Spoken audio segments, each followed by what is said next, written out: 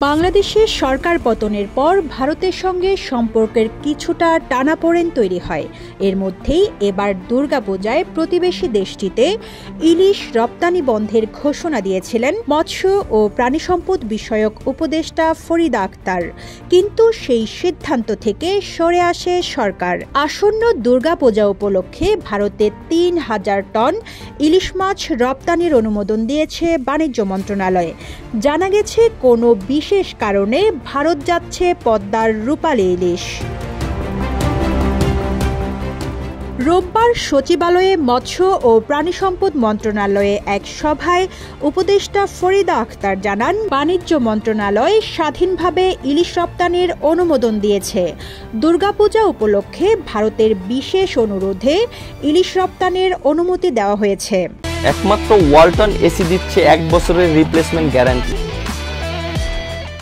উপদেষ্টা ফরিদা আক্তার বলেন, ভারতের অনুরোধের পরিপ্রেক্ষিতে বাণিজ্য মন্ত্রণালয় অনুমোদন দিয়েছে। এর সঙ্গে মৎস্য ও প্রাণিসম্পদ মন্ত্রণালয়ের কোনো সম্পর্ক নেই। মৎস্য ও প্রাণিসম্পদ মন্ত্রণালয়ের কমিটমেন্টটা এখনও আগের মতোই আছে। বাংলাদেশের মানুষের জন্য ইলিশের প্রাপ্যতা নিশ্চিত করতে চায় মন্ত্রণালয়। ইলিশ আগে দেশের মানুষ খাবে, তারপর রপ্তানি হবে, একথা আগেই বলেছেন বলে স্মরণ করান মৎস্য উপদেষ্টা। তিনি বলেন, আমরা দেশের মানুষের জন্য ইলিশ রাখার পক্ষে। দেশে অনেক ইলিশ আছে, গতবারও ভারত কম ইলিশ নিয়েছে। রপ্তানির ঘোষণায় হুট করে ইলিশের দাম বেড়ে যাবে এটাও ঠিক নয়।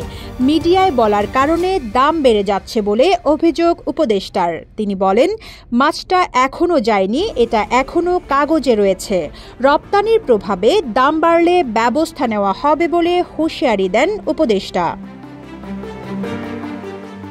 রপ্তানি বন্ধ করা মৎস্য ও প্রাণিসম্পদ উপদেষ্টার কাজ নয় জানিয়ে ফরিদা আক্তার বলেন, মৎস্য ও প্রাণিসম্পদ মন্ত্রণালয় আহ্বান জানাতে পারে, কিন্তু রপ্তানি বন্ধ করতে পারে না। রপ্তানি বা আমদানির সিদ্ধান্ত নেওয়ার অধিকার বাণিজ্য মন্ত্রণালয়ের বলে জানান তিনি। ইলিশ রপ্তানির সিদ্ধান্তের ব্যাপারে বাণিজ্য মন্ত্রণালয়ের এক সূত্রে জানা গেছে, মৎস্য ও প্রাণিসম্পদ মন্ত্রণালয় সহ সরকারের উচ্চ পর্যায়ের সঙ্গে আলোচনা করেই ইলিশ রপ্তানির সিদ্ধান্ত হয়েছে। এদিকে ভারতে ৩,০০০ টন ইলিশ রপ্তানির অনুমতির প্রতিবাদে সরকারের দায়িত্বশীলদের আইনি নোটিশ পাঠানো হয়েছে। রোববার নোটিশটি পাঠান সুপ্রিম কোর্টের আইনজীবী মোহাম্মদ মাহমুদুল হাসান।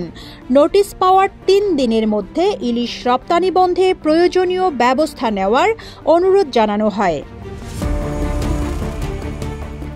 বাংলাদেশের রপ্তানি নীতি 2021-2024 অনুযায়ী ইলিশ মুক্তভাবে রপ্তানিযোগ্য কোনো মাছ নয়।